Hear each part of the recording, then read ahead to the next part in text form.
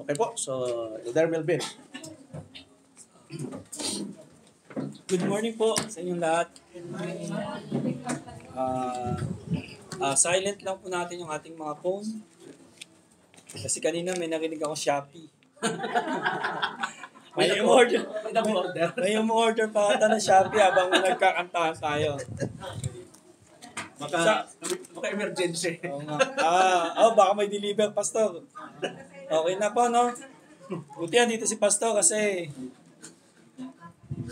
yung topic ni Pastor, pag may gusto kayong topic, i-search nyo lang sa YouTube. Amen. Ng Primitive Baptist Cavite. Andun lahat.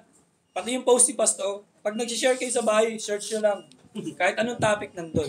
Kasi yung topic na ito nito na talakay ito ni Pastor nung April.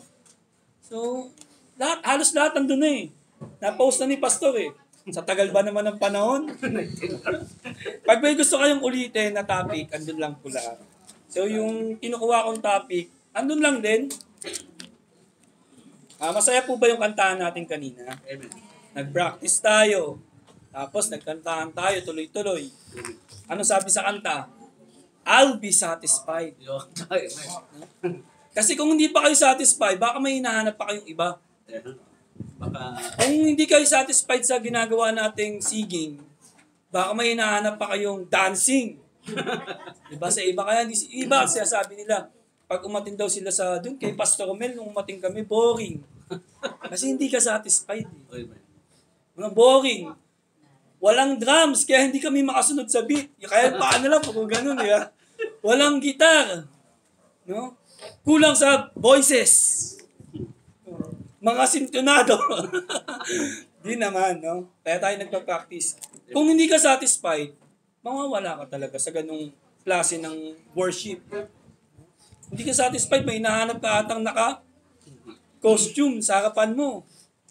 Diba ganun sa iba? May costume, may dancing, may Halloween party, mga ganun sa iba, no? So, ang ganda ng kanta kasi I'll be satisfied sa lahat ng bagay, no?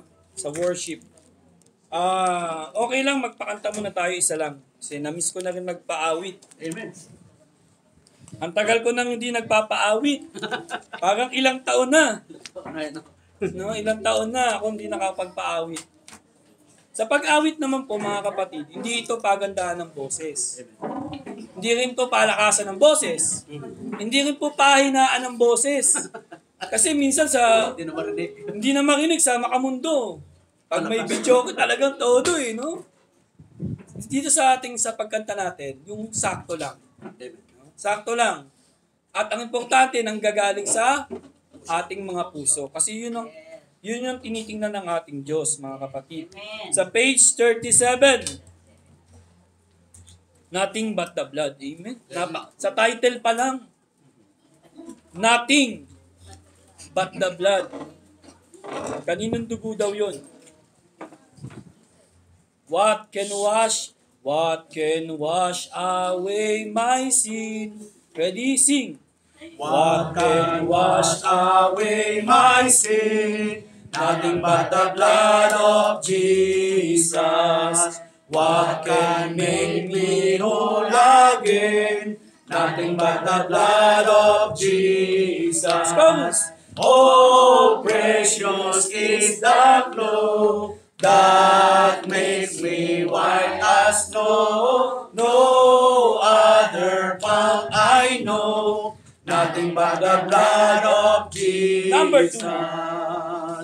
For my pardon this I seek, nothing but the blood of Jesus. For my cleansing this my plea, nothing but the blood of Jesus.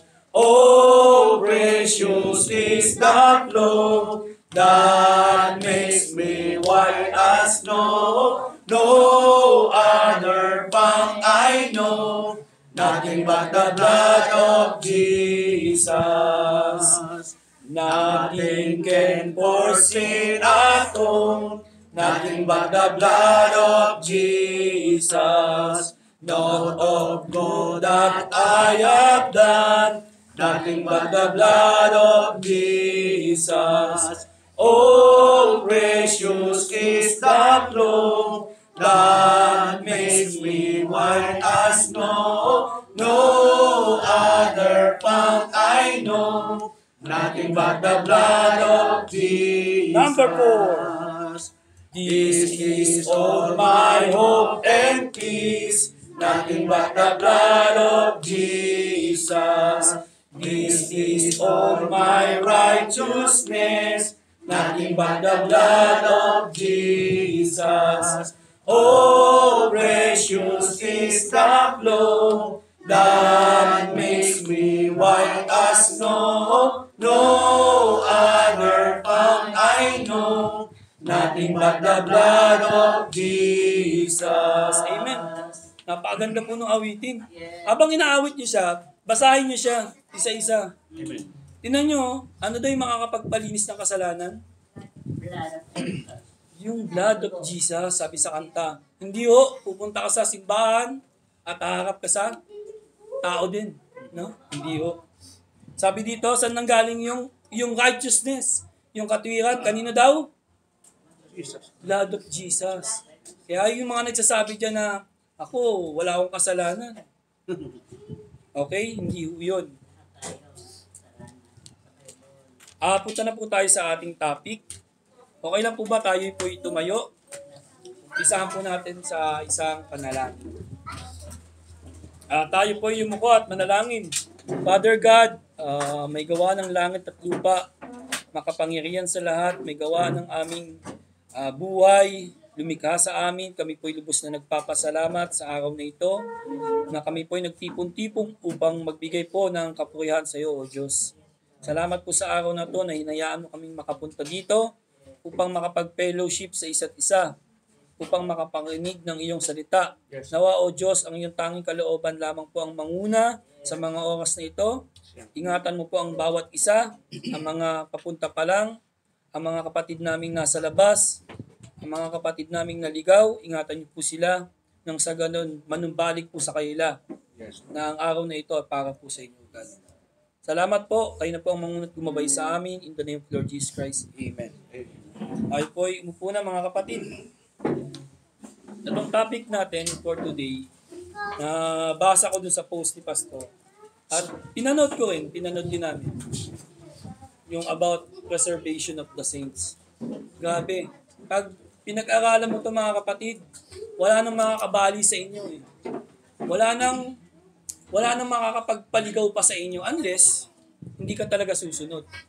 Or unless iaabusuin mo yung knowledge na nalaman mo na ikaw ay preserved na. Yung nalaman mo ikaw ay ligtas na, tsaka ka ngayon tawag ng baluktot na daan. May ganun eh.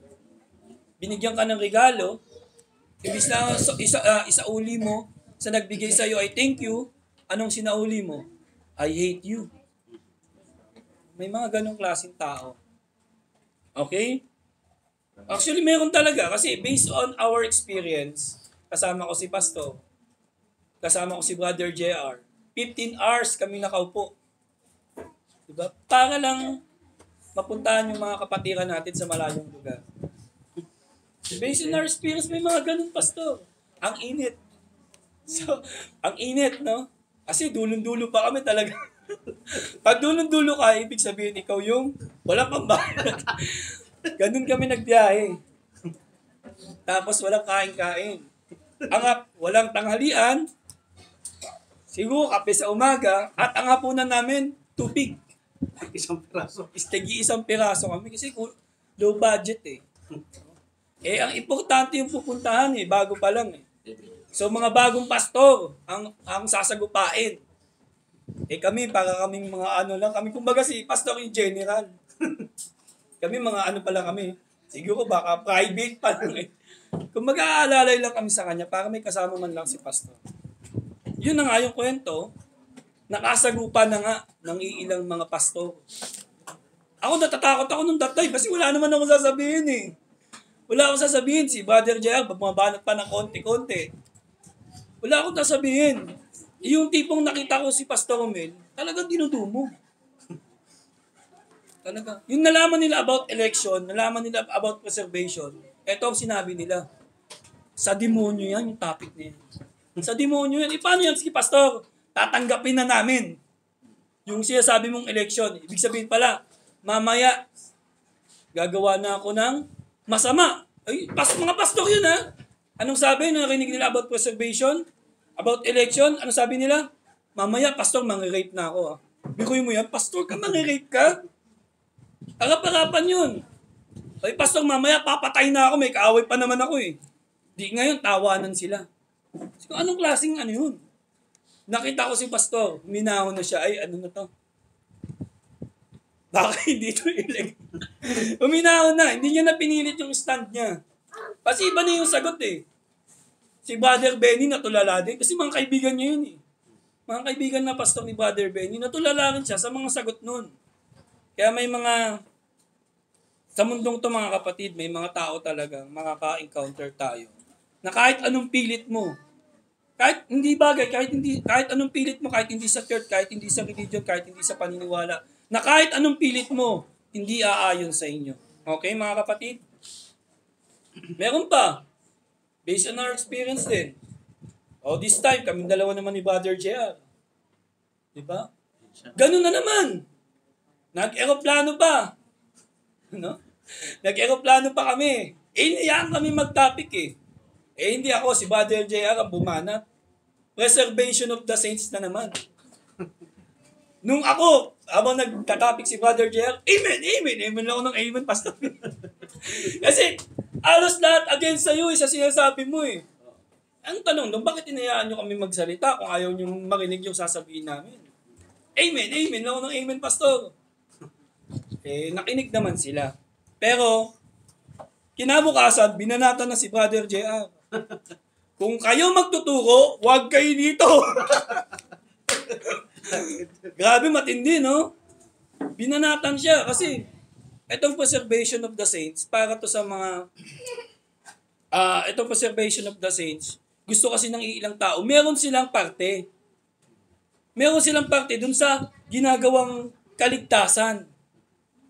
Gusto nila magkaroon ng part eh. Hindi nila matanggap na wala silang part doon. Ayun yung pinopoint nila. Hindi pa pwede yan. Kung kayo magtuturo ng ganyan, huwag kayo magturo ng ganyan dito. Umalis kayo. Hanggang doon na lang yung topic na yun. Hindi mo na pwedeng i-debate sa kanila yun. Diba? Pag may mga ganong pangyayari, hayaan nyo na mga kapatid. At least nasabi mo. Okay? Umpisahan natin sa 2 Timothy 4:18. Basa tayo ng verse.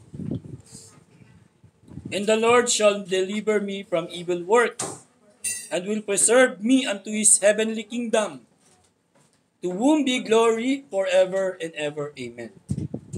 Sabi dito mga kapatid, ililigtas ako ng Panginoon sa bawat gawang masama. Amen mga kapatid. Sa bawat gawang masama, sometimes mga kapatid, nakakaramdam tayo ng guilty. Nililigtas na tayo ng Lord nun, mga kapatid. No? At iingatan ako hanggang sa kanyang kaharian sa langit. Imagine that. Na sumasa kanyang kaluwalhatian magpakailanman. Amen. Anong bang meaning ng preserve? Sa atin mga kapatid, anong bang meaning ng preserve? Pag pinabing preserve, yung pinanood ko, ang sample ni Pastor, bagoong. Pinapanood ko yung video niya eh, bagoong daw. Ano ba? Keso. Ano pang preserve? Tuyo. Isda. No? Pero hindi. Di ba? Ano pa? Marami. At saka kung ano-ano. Burong kanin. Paborito ata ni Pastor yung burong kanin. Di ba? Maraming klase ng preserve. Sa pagkain yun. Spiritually speaking, tayo mga kapatid, preserve tayo ng Diyos. Okay? Ang definition nito, maintain or keep. No? Inago tayo, maintain tayo from our original state. Kasi kung sa pagkain, preserve ka para hindi matapon, para magamit mo kinalaunan. Sa atin mga kapatid, maintain tayo ng Lord. Ano yung maintain sa atin? Ano yung preserve sa atin? Yung ating original state, which is Ginamitan tayo ng ating Panginoon, winas yung ating mga kasalanan. Na-preserve tayo mga kapatid. Nang sa uli, sabi nga dun sa video ni Pastor, pagdating sa pagbabalik ng ating Panginoon, tayo'y kukunin. Okay? Kukunin niya ulit tayo. Sabay-sabay. Sabay-sabay tayong kukunin. Wala akong mauuna si Pastor, mauuna si Brother Ariel, wala akong ganun. Kasi nakakatakot yun pag naiwan ka. Ganda ako naman. Nakakatakot yun. Pag end times na, dumating ng ating Panginoon. Halimbawa, kalahati dito mawala. Anong feeling nung kalahati? Nakakatakot, baka hindi ka elect. Kaya dapat sabay-sabay, no? Nakakatakot nga naman yun. Sabay-sabay. At pagdating doon sa heaven, sa eternal heaven, mga kapatid, wala na tayong poproblemahin. Wala ng pera. Lahat na tayo mayaman. Lahat na tayo mahirap. Baka nga wala nang ganung word eh. Lahat ng nakikita mo dito sa mundong to, wala na doon. Ano pang mga wala? Bahay, sasakyan. O sa mahilig kumanta, wala nang videoke doon, mga kapatid. No? Ano pa? Chismosa. No? Wala na doon. Wala na mga ganun doon. Lasingan sa kalsada, wala na. Kaya nga nakaka-excite eh. New beginning. Nakaka-excite yun na panibago sa mga mata mo. Panibago sa paningin mo. Panibago sa pandinig mo lahat. Eh, buti kung may mata ka pa. Buti kung may pandinig ka pa. Wala na doon eh. New creature. New vessel. No? New place. Sabi ng ating Panginoon, I go to prepare a place for you. Lahat bago. Nakaka-excite kaya yun. Ano, taga na? Taga na? Nakakapagod na dito eh. Kaso baka may kailangan tayong gawin eh. Baka gusto ng ating Lord, maabutan pa natin yung World War III. Para mas lalo tayong tumibay. Pwedeng ganun. Pagdaanan na natin yung COVID. Di ba? Yung COVID, pinatibay tayo eh. Anong pinatibay? Pinatibay sa atin yung pagtutulungan. Pinatibay yung ating pananampalataya. Kasi nakakapag-church pa rin tayo eh. Yung iba siguro, umuubo na, nanonood ng birthday. Di ba? Marami na tayong pinagdaanan mga kapatid. Ngayon pa ba tayo susuko? May face shield na, may face shield. May face shield na, may face... Parang anong Schneider eh. Di ba? Baka, kung hindi pa ngayon, baka may pinaghahandaan pa ang ating Lord. Marami pa tayong sasagupain. Hanggang maubos na yung ating buhok. Kaya mga kapatid, kaya nakaganyan yung aking buhok ngayon, pasensya na. Kasi nalalagas na Pastor, magiging pares na tayo. Konti-konti na po nalalagas yung buhok ko. Baka pinaghahandaan ng Lord. Malapit na. No? 1 Peter 1:19. But with the precious blood of Christ, as the lamb without blemish. No? Ginamitan tayo ng dugo ng ating Panginoon para i-preserve. Without blemish, mga kapatid. Walang dungis. At ano yung dugo ng ating Panginoon? Without spot. Grabing dugo yun. Anong klaseng dugo yun? Pure yun. Walang dungis, walang kasalanan. At nang sa uli, kapag tayo'y kukunin na ng Lord, wala tayong kasalanan, mga kapatid.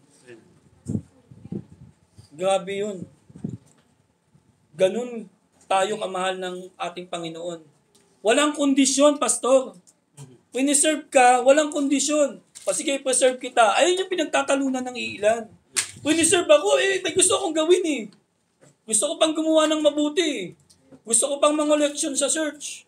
Hindi, joke lang. Gusto ko pang mag-preach, umayo. Gusto nila, mayroong points. Kaya naging pilosopo yun, plus points ka sa langit, plus 10 ka, plus 5 points ka. Kaya nagagalit sila sa gantong lesson. Kasi gusto nila, meron silang participation. Imagine, binigay sa'yo.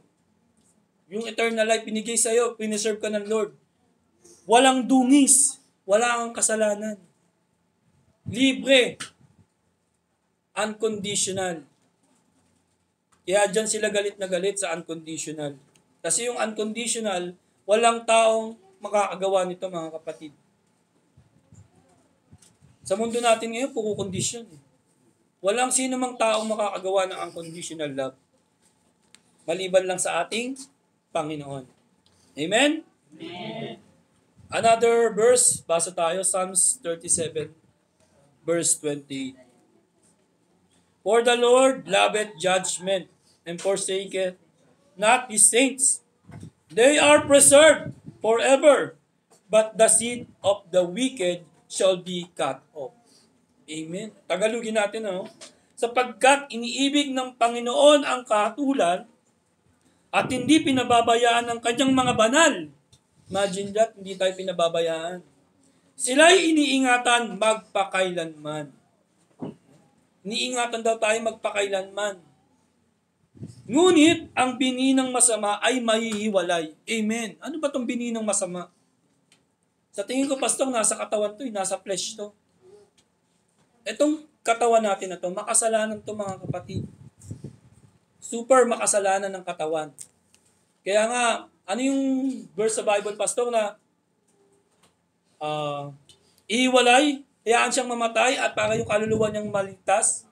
1 Corinthians. 1 Corinthians, di ba pastor? Sabi, hayaan mo din yung katawan mamatay para yung kaluluwa niya maligtas. Kasi yung seed ng wicked nandun sa katawan. Makasalanan to. Totoo yan. Sino ba dito walang kasalanan? Taas ang kamay. Walang kasalanan yung nilagay sa atin ni Kristo.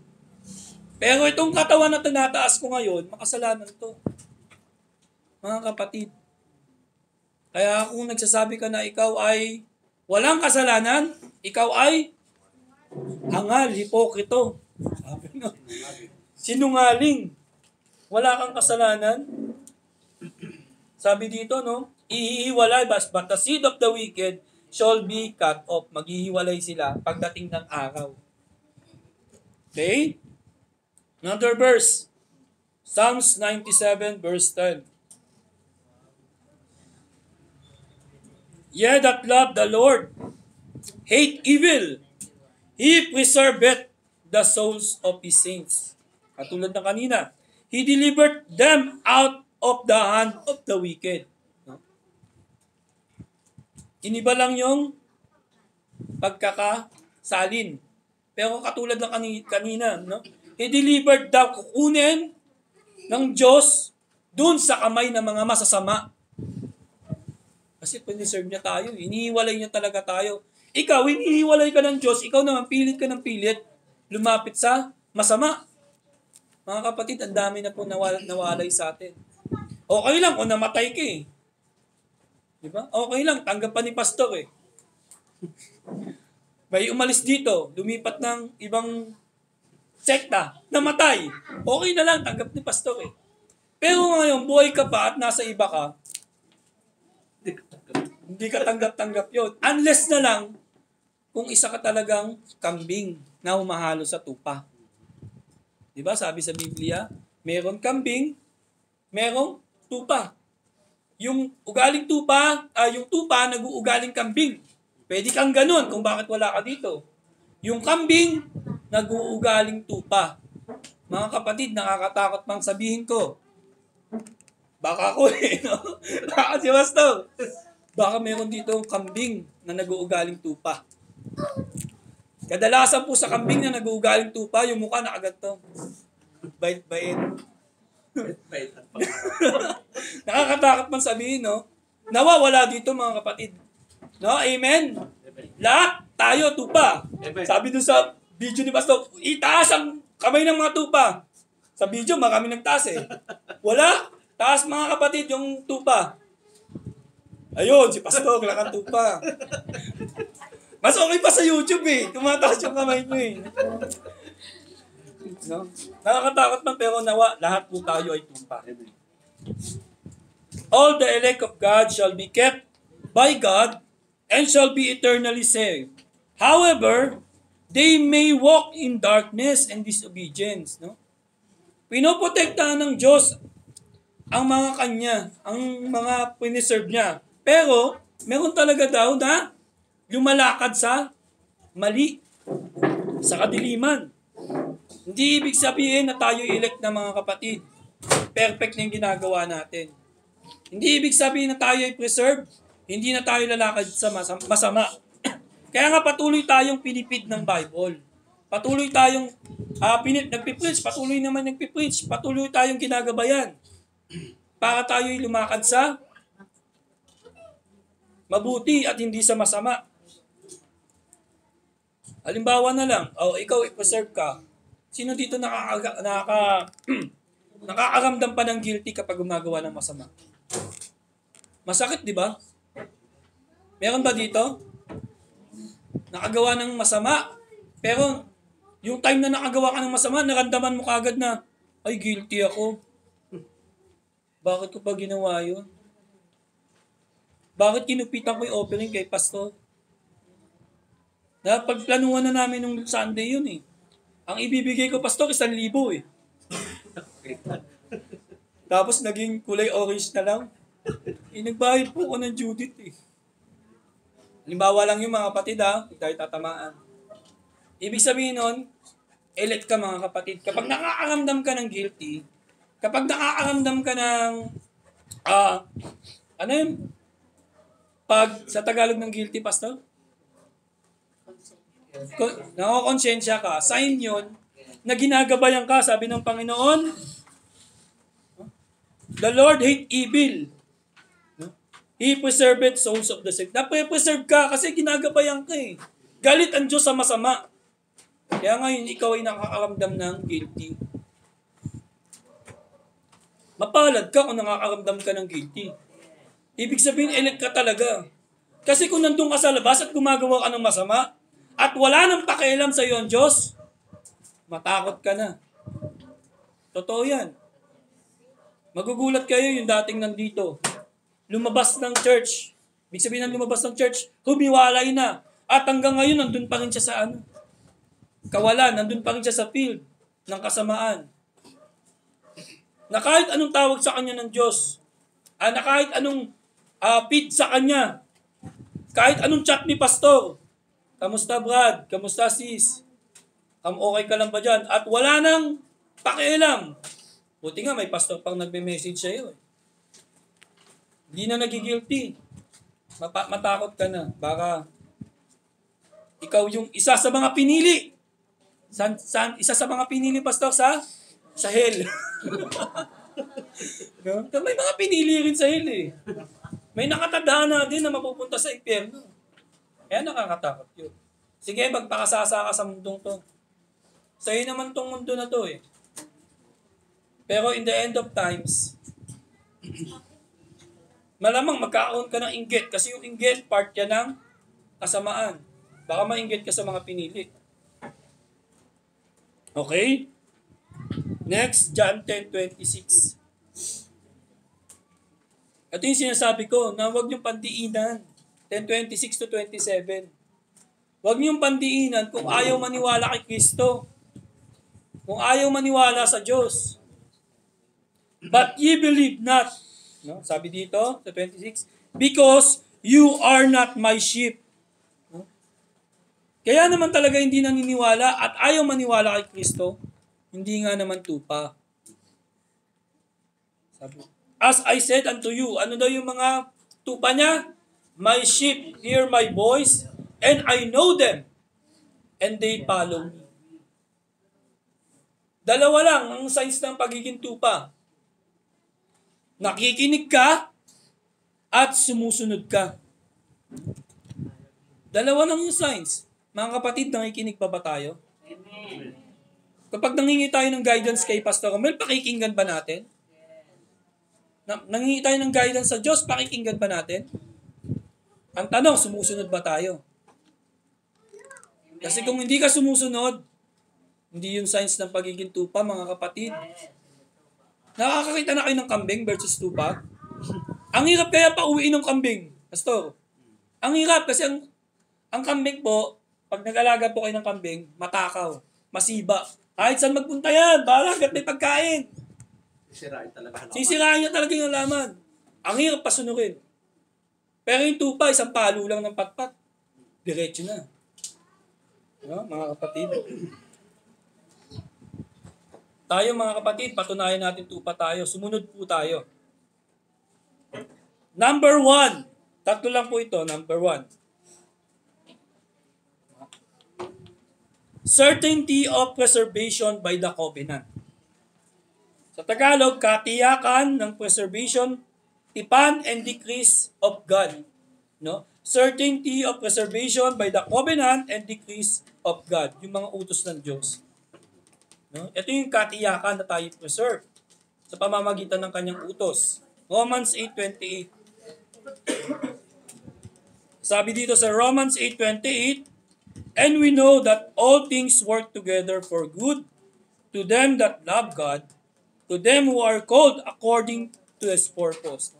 Tinawag tayo according sa kanyang purpose, for whom we did foreknow, He also did predestinated to be conformed to the image of His Son, that we might be the firstborn born among many brethren. Moreover, whom He did predestinated, no? Kung sino daw yung mga predestinated, itinadhana, ayun daw yung kanyang tatawagin. Them He also called.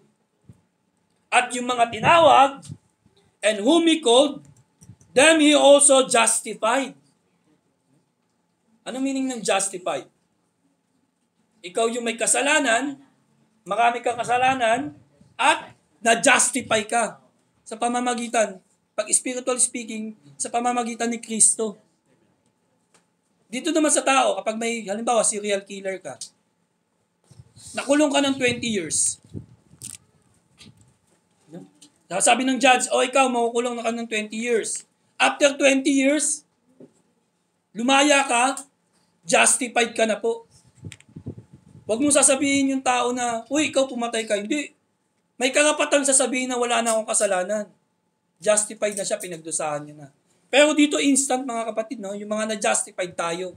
Makasalanan tayo, pero ginustify tayo ng ating Panginoon.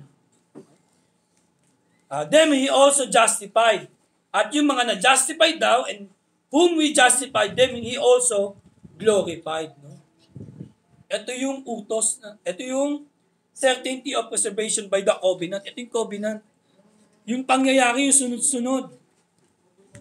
Tayo, ang daidong times, tayo daw ay niluwalhati. Sama-sama na tayo doon sa heaven. Makikita pa ba tayo doon sa taas? Amen. Amen. Kita-kita tayo doon, ha? Hindi na ho tayo magkakapatid. Yung mother ko, hindi ko na ho siya mother. Hindi ko na ho siya kilala doon. Di natin alam, pastor, no? Di natin alam kung anong meron doon. Kaya nga nakaka-excite. Pastor Romel, baka di na tayo magkakilala doon or magkakilala pa tayo. May panibagong buhay eh. May panibagong journey. May panibagong panimula. Kaya nakaka-excite. Kayo sis, baka hindi na kayo mag-asawa. Kaya enjoy nyo na yung pagiging mag-asawa nyo ngayon. Totoo yan. Enjoy nyo na yung pagkakaroon nyo ng anak. Enjoy nyo na yung pagkakaroon nyo ng kapatid. Enjoy nyo na kasama si Pastor Romel. Enjoy nyo na lahat dito. Kasi pagdating doon, another beginning. Nakakatuwa, no? Nakakaisipin. Maaring dito lalaki ka.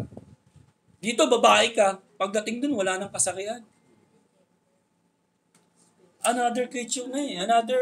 Another form na eh. Another domain. Kaya nga yung paningin ni John, sinasabi niya, yung figurative niya, nakikita niya yung sa Revelation eh, nakikita niya kung anong itsura ng heaven. Kaya sinabi niya na lang sa pamamagitan ng pinakamaganda niyang nakita sa lupa, which is gold. Yung dinadaanan daw eh, parang ginto. Nagnining ng pure. Kasi ayun yung nakita niya sa lupa eh. Ibig sabihin, hindi niya maintindihan kung ano yung nakita niya doon. Yung pinaka-the best na description ng sinabi niya. Ganun kaganda doon sa langit. Grabe, no? Mapalad si John, pastor eh. Mapalad sa kanya kasi nakita niya yung heaven eh. Nakita niya yung eternal heaven. Kaya napakapalad ni John.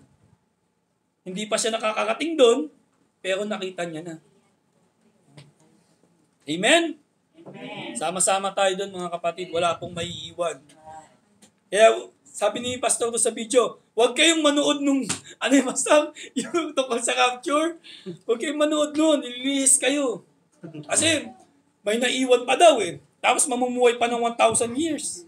Eh, samantalang, kapag sinasabi mo 1,000 years, long period of time yun. Eto na yun. Present. Halimbawa, Brother Ariel, ilan yung umatin sa halimbawa, may concert sa MOA Arena. Mga ilan yung umatin doon? Ang dami, mga 5,000. Di ba figurative yun? Nanguhula ka lang. Ganun yung nangyari kay John. Hinulaan na lang yung time. Eh, iba, gusto pastor, eksakto eh. Yan na ngayon nakalagay, 1,000 eh. Grabe nang... Ayaw nila mapilosopo, pastor eh. Ayaw nila ng logic. Ganun yun. Okay, another verse tayo mga kapatid. Isaiah 46:9. Ang sabi dito, remember the former things of old, for I am God, and there is none else. I am God. And there is none like me. Sabi ng Diyos, no? Pag sinabing there is none like me, may katulad pa ba siya? Kaya sinasabi, iisa lang ang Diyos. Walang gods. Eh, kakaniwan sa pinapanood natin, kaya tayo na, ang daming Diyos eh.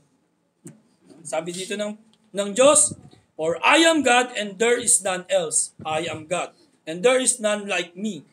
Declaring, dinideclare niya, the end from the beginning and from ancient times, the things that are not yet done, mga bagay na hindi pa mangyayari, saying, my counsel shall stand and I will do all my pleasure. Ito pala dapat magandang isagot dun, pastor. Dun sa mga pilosopong nakakausap natin, nasasabihin pag nakatanggap ng election, gagawa na ng masama. At nagtataka sila pag sinabing election, unfair, sinasabi nila. Unfair. Yan nyo basahin nyo sa pagtagalog. Alalahanin mo ang mga dating bagay nung una, sapagkat ako ay Diyos at wala nang iba, ako'y Diyos at walang gaya ko, na nagpapahayag ng wakas mula sa pasimula, at mula sa mga unang panahon ng mga bagay na hindi pa nagagawa at nagsasabi na ang aking payo ay tatayo at ang aking gagawin ang lahat ng aking kagustuhan. Lahat ng kanyang kagustuhan, lahat ng binanggit natin kanina, reservation, election, totoo. Kagustuhan niya yun eh. Kaya yung nakarinig ng about election, lahat mag-share ka ng about election, sasabihin sa'yo, demonyo ka. Diba? Sa topic ni Brother Eli, lagi niya sinasabi, kademonyahan yung election. Diba? Bakit naman unfair? Ako ligtas, yung tatay ko hindi ligtas. Gusto ko pinili rin sila. Si Pastor Romel, gusto ng mga kapatid ni Pastor Romel, pinili rin sila. Mga kapatid ni Lilik, gusto nila, pinili rin sila. Gusto nalaman ng classmate mo na about election, gusto niya, pinili rin siya. At tapos pipiliin din yung magulang ko. Unfair naman pag ganun. Sabi nga ng Diyos, gagawin niya daw ang lahat ng kanyang kagustuhan. I will do all my pleasure. Ano example niya sa 11? Calling a ravenous bird from the east, the man that executed my counsel from a far country, yea, I have spoken it, I will also bring it to pass. I have purposed it, I will also do it. Example niya to Kahit daw yung pinakamabangis na naiibon dun sa malayong lugar, kaya niya daw pasunurin. Ipinapakita dito na ating Diyos, kayang gawin ang kanyang nais. No? Kaya niya daw kausapin, kaya niya daw tapusin, kaya niya daw lagyan ng purpose. Sabi niya, gagawin ko lahat ng aking nais. Jeremiah 32:40. Punta tayo sa Jeremiah 32:40. Sabi dito, and I will make an everlasting covenant with them. Make an everlasting covenant that I will not turn away from them. Kaya yung promise ng ating Panginoon about election, about preservation, hindi kailanman mawawala yan. Hindi kailanman tayo tatalikuran na, hindi, fake news ka. May ganun no? Na-prank ka. Walang prank dito ang Lord. No? Hindi tayo kailanman ipaprank niya. Prank lang yun hindi ka pinili. Walang ganun. Sabi dito, gagawa siya ng everlasting covenant with them that I will not turn away from them. Hindi kailanman tatalikuran. To do them good, but I will put my fear in their hearts. Ito yung maganda. that they shall not depart from me. Kaya pala tayo natatakot. Na tayo hindi tayo hindi tayo pinili. Kaya pala tayo natatakot sa Diyos. Bakit? Sino naglagay ng takot? Sabi dito, I will put my fears, ngunit ilalagay ko ang aking takot sa kanilang mga puso. Upang hindi sila humiwalay sa akin. Yung nakakatakot pala yung mga humiwalay. Baka hindi na, pastor. Nakakatakot pala yung mga humiwalay dito sa church. Baka kambing nga talaga sila. Sabi dito nilagyan ko ng takot yung aking mga yung mga tupa ko, upang hindi humiwalay sa akin. Kaya takot sa pamalo, pastor. Di ba pag nagpapastor, kaya takot sa pamalo? Nakakatakot palang isipin. Kaya pag nagbabasa tayo ng Bible, minsan nakakatakot. Na yung mga umalis dito sa church, baka walang takot sa mga puso nila, baka hindi nga sila tupa. Magandang sagot dyan mga kapatid, ipag-pray na lang po natin. Ipag-pray natin, maaaring ginawang bato yung kanilang puso talaga Ipag-pray na lang natin. Kasi kahit anong mangyari, kapatid din natin sila mga kapatid. Ipag-pray natin, yun yung pinaka-the best natin gawin. Hindi natin sila pwedeng hilahin Di ba, ang pagpapasunod sa tupa, iba pastor, simple lang Iba, may patpat lang na hawak o kaya tukod. Hindi natin pwedeng gawin silang kabayo, yung gaganon pastor Hindi pwedeng kalat ka rin No, ipag-pray na lang natin sila. Hindi pwedeng ganon. Okay? Next, John 6:37. Ito yung napakaganda mga kapatid. All that the Father giveth me shall come to me. And him that cometh to me, I will no wise cast out. Imagine niya, lahat daw ng mga binigay ng Ama, lahat ng ibinigay sa akin ng Ama ay lalapit sa akin. At ang lumalapit sa akin, anumang paraan, ay hindi ko itataboy. Sa kaanumang paraan, hindi ka pala itataboy ng ating Panginoon. Dahil binigay ka ng Ama sa Kanya. Totoo yan. Tingnan nyo yung isa't isa. Dati ba magkakilala tayo? Si Pastor nga, di ko nga kilala Di tayo magkakilala. Sa anumang paraan, lumapit tayo sa Diyos. Networking, bit. Di ba hindi tayo magkakilala? Malamang nagkikita-kita na tayo siya padaan-daan. Di naman tayo magkakilala. No, sa anumang paraan, nilapit tayo ng Diyos. At hindi tayo itataboy. Sabi dito. At soon, marami pa tayong makikilala. Amen yun. Amen. Marami pang dadalhin ng Panginoon dito sa church. Marami pang dadalhin ang Ama. Marami pang dadalhin siya na ipapakilala sa atin at makakaparinig ng salita ng Diyos.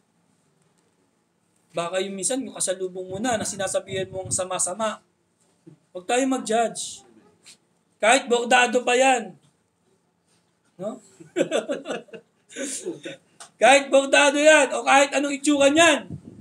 Kahit yung pinakapangit pa sa paningin mo. Pagdating sa Diyos, napakaganda niyan. Ayun, swamit naman ito. Siguro, hindi.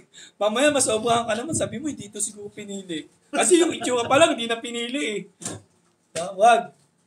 Maaring kaaway mo Minsan nga kaaway mo, pastor Magugulat ka, katabi mo na sa church. Amen yun, pag gano'n. Minsan yung kapitbahay mong chismosa, chinichismis ka. Magugulat ka one day, kasama mo na sa church. Kaya wag tayong maghusga. Hindi tayo tinuturuang humusga. Hindi tayo tinuturuang mag-judge. Na baka ito hindi ito pinili, baka ito, manggugulo lang to sa church Pumunta sa church para manggulo. Pero ganun. Di ba? Pumunta sa church, tapos gusto magturo sa church, nanggugulo nga yun. Mas maganda, palabasin mo na. Okay, next. Pangalawa. Ito, napakabait ng ating Panginoon. Pinagpe-pray niya po tayo. Christ's prayer for His people. John 17:2 hanggang 11. Basahin natin mga kapatid. Sabi dito, and thou hast given Him power all over the flesh, that he should give eternal life to as many as thou hast given him. And this life eternal, that may not know thee, the only true God, and Jesus Christ, who thou hast sent me. I have glorified in thee on the earth. I have finished the work which thou gavest me to do. And now, O Father, glorify thou me with thine own self, with the glory which I had with thee before the world was. No? Nagpipray ang ating Panginoon. I have manifested thy name unto the men which thou gavest me out of the world. Thine they were, and thou gavest them me, and they have kept thy word. Now they have known that all things whatsoever thou hast given me are of thee, for I have given unto them the words which thou gavest me, and they have received them. And I have known surely that I came out from thee, and they have believed that thou didst send me. Ito na yun, yung natutunan natin. Sabi, ngayon, nalaman na nila yung mga katotohanan. Sabi niya, na binigay mo sa akin. I pray for them. I pray not for the world. Tutunin natin din ha.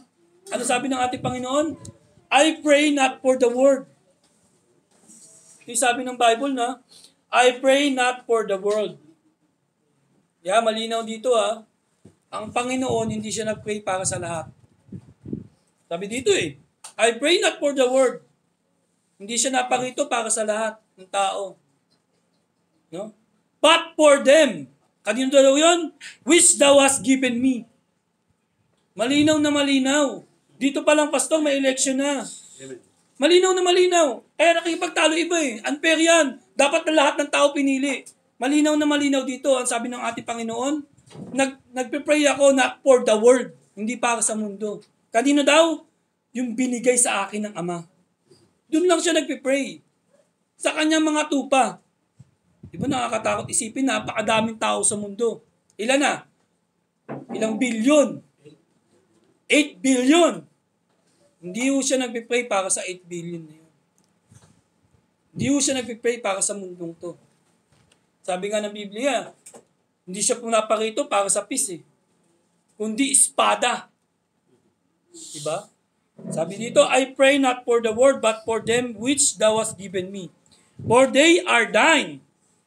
All mine are thine, and thine are mine, and I am glorified in them. Sabi ng and now I am no more in the world, but these are in the world. And I come thee, Holy Father, keep me through thine own name, those who thou hast given me, that they may be one as we are. Imagine, no? Sabi dito, O Father, ikip mo sila, yung mga binigay mo sa akin. No? Pagdating sa 11:23, thy brother shall rise again. Ikip mo sila, yung mga binigay mo sa akin, pinagpipray niya Imagine ang ating Panginoon, pinagpipray tayo. Ipag-pray din naman natin yung bawat isa, mga kapatid. Sa kanya, pinag-pray niya lahat No, malinaw ito mga kapatid Hindi naparito ang Panginoon. Hindi naparito si Jesus Christ para sa lahat. Masakit man tanggapin, may mga kamag-anak tayong tingin natin na hindi ligtas o tingin natin ligtas kasi hindi naman tayo makapag-judge Masakit man tanggapin, pero hindi para sa lahat. Sabi, napaka-unfair naman na sinasabi mo, Father Melvin. Mga kapatid, binasa ko lang po. No? Binasa ko lang po. Hindi siya nagdarasal para sa lahat, para sa mundo, kundi nagdarasal siya para sa doon sa mga binigay sa kanya ng Ama. Amen? Mas maganda, pag-pray na talaga tayo kasi hindi natin alam No? Hindi natin alam, wala tayong alam kung sino yung mga ligtas. Pero may mga signs, katulad nung kanina. Number 3, certainty of preservation by the promise of God. Ito maganda to. Katiyakan sa mga promise ng ating Diyos. Psalms 94 verse 14. Ito yung promise niya. For the Lord will not cast off His people, neither will be forsake in His inheritance. Sapagkat hindi itatakwil ng Panginoon ang kanyang bayan, ni pababayaan man niya ang kanyang mana. Imagine, anong mana natin? Na-preserve tayo. Ano sabi ng Biblia? Hindi pababayaan ang kanyang mana. Kung may mana ka man sa lupa, dito sa lupa, napapabayaan yan. Pero sa May mana ka sa langit? May mana ka mula sa Diyos? Anong promise ng ating Panginoon, ng ating Diyos? Neither will forsake His inheritance.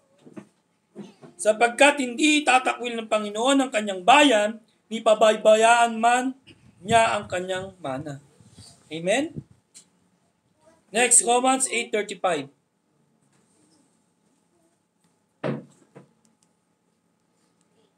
Sabi dito, patanong, who shall separate us from the love of God? Shall tribulation?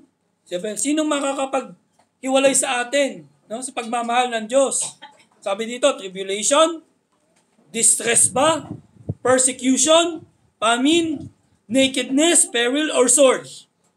Nasusulat, sabi dito, for thy sake we are killed all the day long, we are accounted as sheep for the slaughter. Nay, in all these things we are more than conquerors through Him that love us.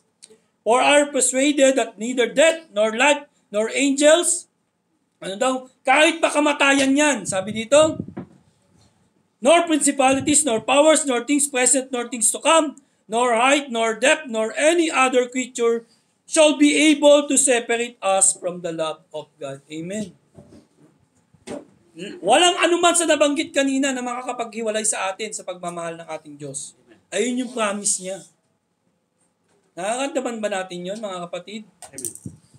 Na kahit stress ka na, may times na parang nagbubulong sa iyo ang Diyos eh. May times na parang nakakandama mo na mahal ka pa rin niya. Amen. Kaya nakakatayo ka pa rin kahit anong mangyari. Nakakabangon ka pa rin.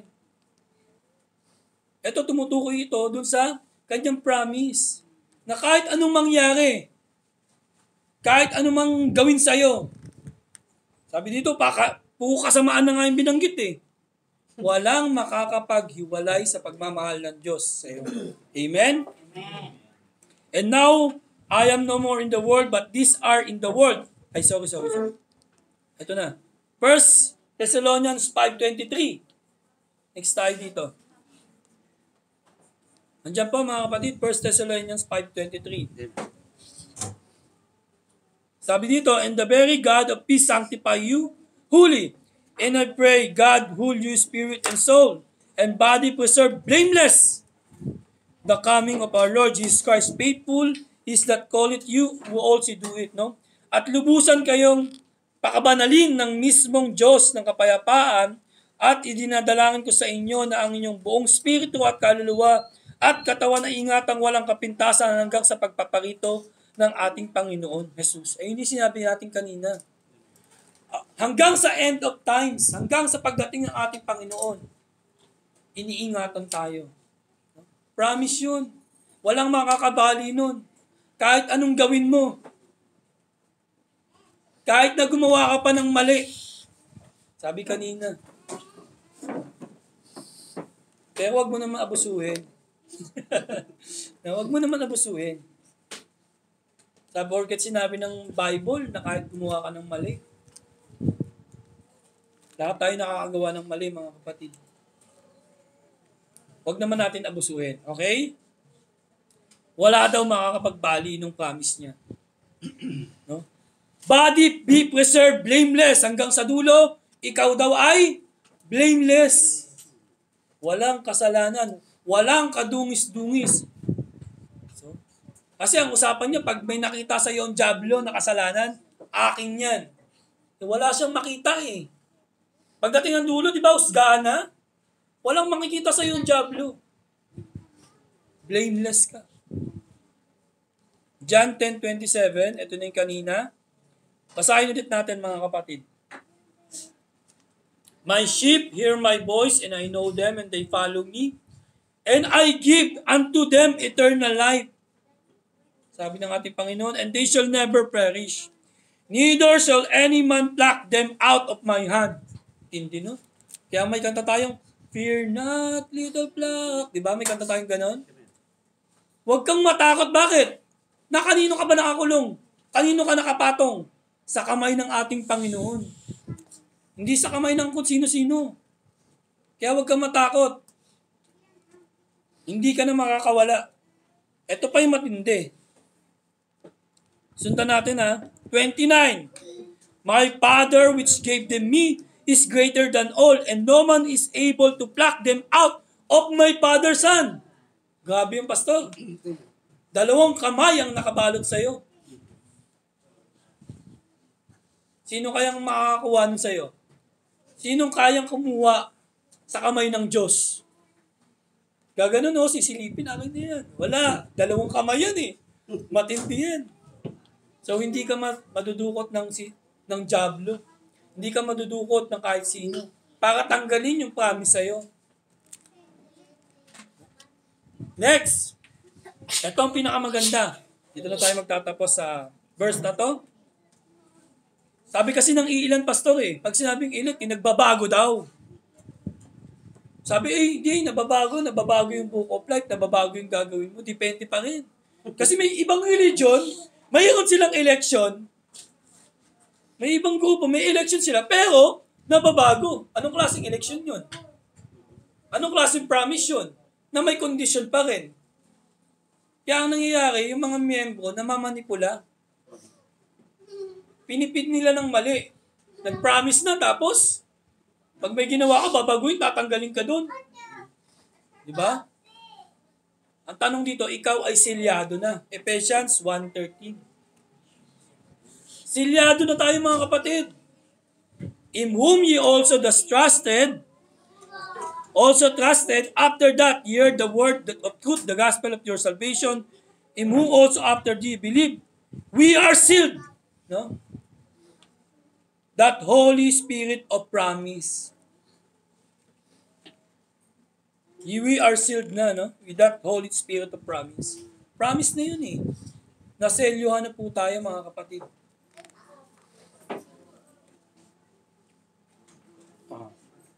Malinaw po mga kapatid. Yun lamang po mga kapatid. Salamat po sa pakikinig. Nawa, magsilbi pong encouragement sa atin yon. Hindi magsilbing yabang sa iba, hindi magsilbing abusado tayo dahil paglabas natin, paglakad tayo, ilig ako. Di ganun. Magsilbing encouragement na sa atin para mas lalo nating pagbutihan sa labas, para mas lalo tayong sumunod sa Diyos. Bilang pagbibigay ng, ano yun, tawag doon, panukli. Suklian natin yung kanyang blessing na binigay sa atin. Yun lamang po mga kapatid, salamat.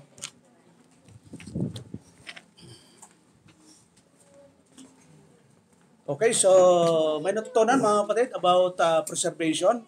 So yun po, matibay po yung ebidensya about preservation. Pag sinabi preservation, ano man ang gawin mo, tumambling ka man ng paikot-ikot, lumayo ka man sa church na ito, at itakwil mo yung pastor mo, still, magkikita po tayo doon sa eternal na langit.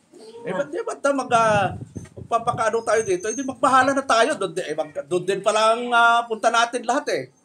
Pero yun po, talagang nakaka-encourage po yung word na preservation. Na, di ba, tayo lahat nagkakasala araw-araw, minuminuto. Wala namang maaaring tayo dito, parang mukhang banal na banal eh. Pero alam natin sa sarili natin na talagang araw-araw din tayo nakakasala. Kung yun ang batay ng Diyos, naaraalisin yung kaligtasan, abay wala talagang pupunta sa langit.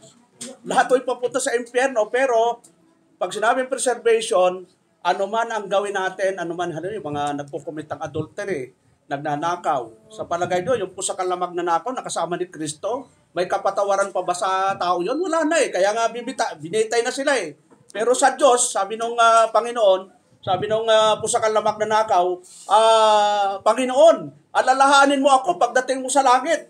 Aba, hindi naman sinabi, magsisi ka muna, magpabautis ka muna, wala namang required na works. Ano sabi ng Panginoon? Ngayon din! Kala mo yan? Wala nang sumbatan ng kasalanan. Yun, ang Diyos hindi nanunumbat, di tulad ng tao, nagsisi na nga, ikaw kasi. Ang dami man nanunumbat eh. So, yun, napakagandang aral yung about preservation. Preservation, bahagi po yan tinatawag na 5 phases of salvation. Yung number 1, eternal phase. Yun, God the Father chose us before the foundation of the world. Number 2, the legal phase, that Jesus Christ legally He redeemed us from His precious blood. Yun natalakay din po yun.